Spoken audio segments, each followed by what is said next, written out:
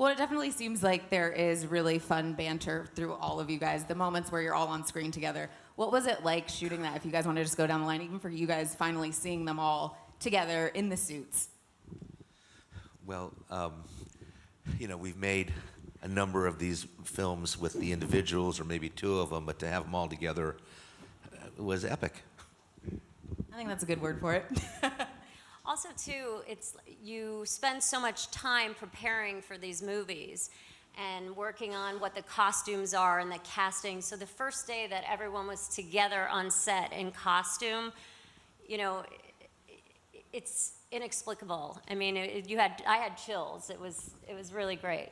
Yeah, I'm a bit of a big kid, and I kind of geeked out. I just walking around Ben and kind of pulling on his cape, and it's just surreal that I'm even here playing this guy and around these guys. And when you see, you'll see us all up there, and you'll feel the same way. So, as only Aquaman would say, he's like, yeah, I was just acting like a kid pulling on Batman's cape, because I'm like, it's Batman.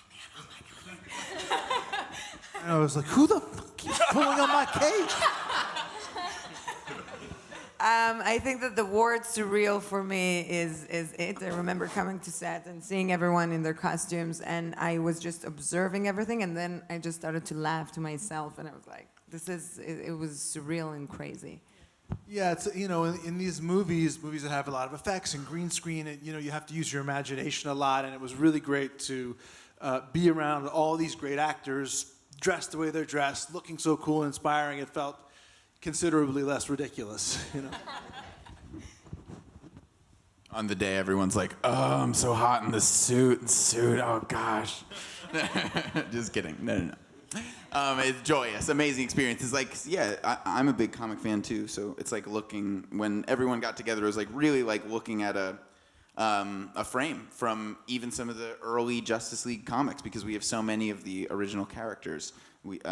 Everyone except for Cyborg, just because he hadn't been invented yet. That's okay. Change is good. Change is good. Was in the original Justice League. Even Superman, who we hope is in this one too. He's dead. Oh, so no. Henry's just I'm not. He's just quietly sitting down there. Yeah, it was amazing. It's been amazing. Ray? For me, I'd watch a lot of the footage over Zach's shoulder as he's watching the dailies, and I'm geeking out looking at everybody. I see everyone in their costumes, and there's this one shot where we're all together, and it's panning. Everything is great. And then we get to me, I'm like, oh, wait, we're going to get me in post. Okay, I see. Yeah, it's just an amazing and super surreal experience. On the days that I went to visit set, because I'm not in the movie, He's not in this. I actually was lucky enough to see all these guys all lined up in costume. And for me and Deborah and Chuck, I mean, it's been longer for them, but for me it's been 6 years since I started on this journey. And during Man of Steel, I never imagined that I'd be sitting up here with these other superheroes. And they are superheroes in the movie, and they are superheroes in life. And I consider it a real honor to be sitting here at the end of this line. So thank you, guys. Thank you All right, kiss your face. You're amazing. You hear that? That was so sweet. I gotta ask you guys have all kind of said down the line you're big fans. So who's the first person to be like, everybody getting a selfie? That wasn't me. I have a guess. I feel like They frowned on selfies. The security was very high. You had to leave your cell phone outside, and it was not like cool to take selfies. You get tackled. You try to take a selfie. You get sneaky selfies in the Batcave. You're like, look at this, it's the best. And Batman's the only one with pockets anyway. it's true. You could hide it in there in his utility belt. No one would ever see it. I did steal stuff from the Batcave, though. I'm going to come out and tell you guys that right now. So did Jason. We both I'm a natural-born thief, Little things. I feel like Little now that things. you're coming Mementos. clean, what did you take? I got like a little like these little bullets with the little red cap on top of them. bat bullet. Bat bullets, and because I give it to my son. Mark Hughes from Superhero News. My question is for Ray. Your character is the only one who perceives his powers as sort of a curse instead of a blessing, really. Can you talk about how you approached Victor's changing perception of himself through the film and how that kind of reflects the team dynamic overall, moving from a lot of conflict and uncertainty toward embracing kind of this heroic destiny? Well, I think in a lot of ways, Cyborg is super reluctant to join the team because of the trauma that he's had due to his accident and the fact that he can't live a normal life the way that these other members can. He can't take off his costume and just walk the streets and assume a different identity. He's both Victor Stone and Cyborg 24/7. So balancing that duality within oneself was a very interesting process, but we had a lot of lead up time to talk about the character, and Zach and Chris, Zach put Chris Terrio and I together, and we started talking about concepts from the very beginning, like the ideas of everything and where they planned on going with it. And I had a lot of lead up time into it as well. I had about a 3-year process from start to finish with this film, which was absolutely necessary because the character is super deep. He's super deep, and I think him being able to put the negative notions aside about himself and about his powers is sort of what this is all about, and being able to become a part of a team the way he once was when he was an American football player. So I hope it resonates with the fans. I'm Brandon, comicbook.com. My question is just with having worked with both Zack Snyder and Joss Whedon, I was just wondering if you could talk a little bit about what the set was like, some of the differences, and how they kind of maintained the atmosphere on set and all that kind of stuff, and how they operated with you guys. Well, I got to address that. I mean, the movie is, Zach's DNA. Cast the movie, designed the movie. There's something that people, I think, don't understand who don't actually work on movies, which is how much of the work is done in prep. How much, the casting, the sets get built, the story is written, the ship is, in essence, sailing. Like I found as a director, you could maybe change 10%, 15% or something kind of on the day. So you really had Zach's, ship set sail for us, and we were fortunate that when Zach was not able to continue, we got really lucky in that we got a guy who's very accomplished in his own right, and particularly in this genre, and he kind of sprinkled some of his fairy dust on our movie and finished it. And I don't think there's any way to go back to me and I look through the scene and go, that's a Joss scene, that's a Zach scene. It was more, they were both working together toward a common goal. Debbie would know better than I would, certainly, but I got the sense that Joss was working from what he had discussed with Zach before he stepped in. And for you guys up here, obviously, they've all kind of said how long of a process it was, and then having 2 directors working on the film. Can you talk about that a little bit? Just making sure that the vision that you guys had from the beginning, that you wanted as fans and for us as fans to see, finally came together. Yeah, I mean, listen, I think for us, this whole thing is so bittersweet because we have been working on this franchise for the past, almost 8 years when we started developing the script for Man of Steel. And then we moved on to BVS, and also Zach developed the story for Wonder Woman, which was leading up to the point of Justice League, where these characters were finally going to come together. I mean, this was a really great hero's journey, and a journey for these characters to be the characters that they are today. So not being able to complete his vision, was extremely difficult. So that makes it hard.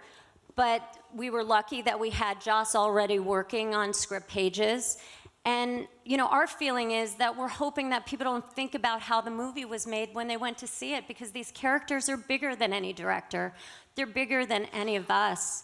And we love and adore these characters, and we love and adore all these people here, so.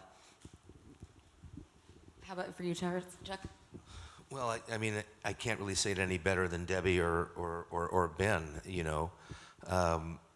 Of course, it's been just a great privilege and fun to work with Zach and Debbie and all of the actors in the various films, starting with Henry with Man of Steel, and then as Ben with Batman versus Superman and Henry, and then Gal and Wonder Woman, and then the whole team together right now. It's been actually in a wonderful way, you know, a great learning experience and life experience. And, you know, it was sad not to have Zach there, but as, you know, we've been saying, to have Joss come in, and he had already been working with Zach, and now we're just really happy with the movie and really happy with the dynamics of what we're doing and how great these characters, you know, infused by this talent, have made these characters, and we're really happy to be sharing it with everybody. My name is Eric Eisenberg from Cinema Blend. My question is for Mr. Momoa. From the world of comic book movies, you've kind of been working in reverse, going from the team-up movie to the solo film. I'm just curious about the process of working this character from that direction, and also how the work on Justice League wound up impacting the work on the solo film. Well, I think that was one of the. I mean, it all kind of came from Zach's mind. I mean, Aquaman wouldn't be here if it wasn't for him. When I stepped into his room and he told me his vision. I want people to know that, you know, in a year, you're going to understand where he came from, what happened to his mother, what happened to his father, and how he was treated in this world, and how he didn't know how to use his powers. And sometimes he saved people, and sometimes he lost people. And, you know, his human side didn't know how to cope with those things, and he would cover up those things. And so he's, you know, he's hiding behind there's a lot of layers of this guy. And I think once we do get to the solo film, you get to see the man who's going to take responsibility and help the world and become king eventually. So this one, I don't really think that he is Aquaman, he's Arthur Curry, but he's not. He hasn't done the trident yet, and it's coming. But just stick with it. And he's Simba right now. For the people who are like, that's not my Aquaman, just like, just wait a little bit longer. Jenna Bush from Coming Soon. I'm curious what sort of team building work you guys did. Did you train together, or was there anything else you guys did together? Parcheesi. No, I mean, I think a lot of it is the time we got to spend between takes. I see some familiar faces who were with us for set visits here today.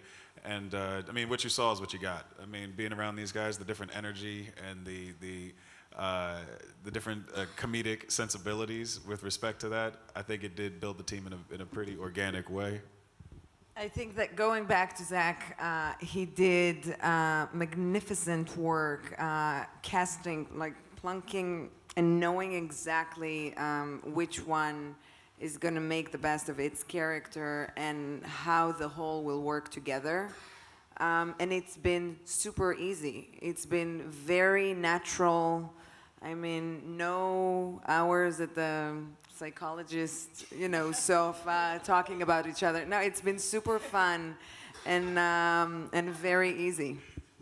I just also want to add, you know, as a producer, sometimes you go, gee, how are we going to get these guys to work together? How are we going to get them to bond? Well, we didn't have to do anything, you know.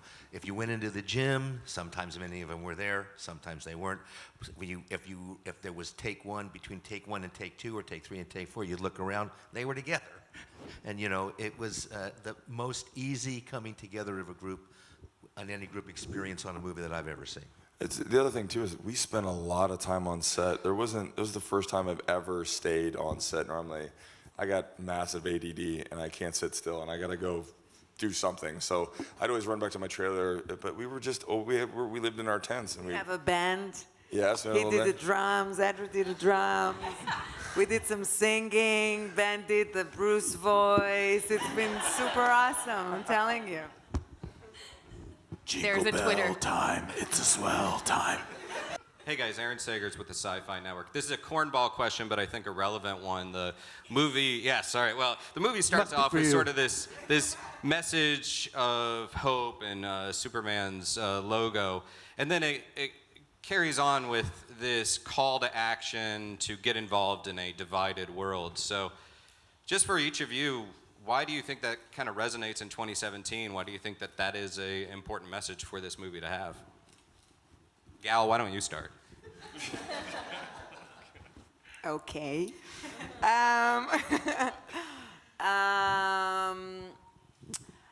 Okay, I have something. So in the real world, we don't fight monsters. We don't have aliens attacks, right? It's us creating the problem. And I think that it would have been wonderful if somehow us, human, could get together and come together and just be and do good to each other and try to make the world a better place. So I'm giving you a cheesy answer right back at you, but I mean it from the bottom of my heart. One of the reasons that we make these films is because they're, and these characters have lasted for so long, is because they're inspirational and aspirational characters. So if these varied metahumans, those who have superpowers and want them, those who have powers and don't want them, those that they come from different places in life and haven't figured out all their issues, if they can come together, then hopefully that'll resonate to the world and see maybe they can come together. Well, and I think that's the thing, at least for me, that has always been so awesome with comic books, is you can approach things that may be a little bit hard to talk about or a little bit difficult to talk about as a group and talk about them in the comics, and then you get these superheroes who are portraying that. And honestly, it's one of those things where you see it on the screen and you're like, if it makes you do anything, even a little bit more that makes you feel like a superhero, then they did their job. So yeah, and it's inspiring to see people with so much power who could go in a different direction and go toward the negative side. It's great, and it's important for us to see people with power doing good, and hopefully that'll inspire other people who have power to continue that. Rob Keys here from ScreenRant.com. This question's for Ben.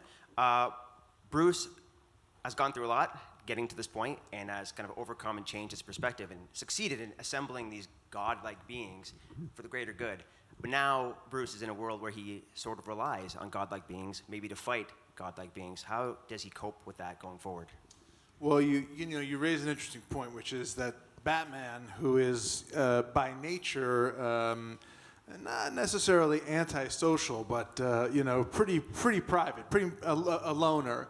And in this movie, he's thrust into the role of having to not only work with people, but bring them together and convince them to come in there and try to be, some kind of a gel with Wonder Woman to hold all that, community effort together. And that was a really interesting, thing to play for me. And it also does take us to a more traditional version of Batman in the Justice League comics and his role with the Justice League versus the sort of less typical version we saw with Batman and Superman, where he was blinded by rage and wanted to take on Superman. So it was a lot of fun for me. I also got to have a kind of a dry wit. I got to play off Ezra, which was a lot of fun. He's so funny, and Batman is like, Bruce is always on the verge of exasperation. And it was fun to get to show some other colors for sure. Watching the team dynamic as characters is one of my favorite things about this movie, because superheroes are all just reflections of the human psyche, human personality traits, just personified and made grander. So everyone who's watching this movie will have something they can associate with when it comes to watching each one of these performances. And everyone watching this movie is going to identify with the differences between characters and the similarities between characters as well. I think these guys really, really nailed it when it came to their interaction or their lack of interaction. And ultimately, all having their eyes on the same goal, but just having no idea how to get there, which I think a lot of viewers will be experiencing in life anyway. And these guys smashed it, knocked it out the park. And Henry looks great in dream sequences and as a corpse. True statement. Fact. Really good. And if Superman had that porn mustache in the last movie, I think he would have won a lot quicker. Just one last question for all of you guys. What do you hope that the fans walk away feeling when they go and see the Justice League? If you want to just go down the line quick. I want them to want to see Justice League too. I want them to enjoy this historical moment. They've waited a long time. Yeah, it's a beautiful, amazing story. I want them to go back and watch it with more people. I am what they said. I hope they'll enjoy the movie and find it entertaining, and I hope they'll like to watch Justice League 2, so we have more to explore. Yeah, I also hope that people just have fun and enjoy the ride and get as much enjoyment out of the camaraderie of the group as we did, in performing it. Yeah, just that exhilaration when you see a film and you really like it, and then you're excited and you can't sleep and you just think about it a lot. I hope some people have that. Yeah, if they can feel even an iota of the excitement that we felt making this film, then it will have been a success, I think. I sincerely hope that people walk away from it and they can feel what it was like for us to be a part of something so much larger than any one of us. I hope that people walk away with a sense of fulfillment from, for me personally, this is like my childhood dream, being able to watch it. Like, being in it is great, don't get me wrong, but like, I hope they feel that same sort of sense that I felt when I was a kid watching Michael Keaton, and all the other animated series and movies. I hope they feel that. For me, I hope people walk away from it just, first of all, having enjoyed it and had fun, but more importantly, to have been inspired and to walk away with a sense of hope.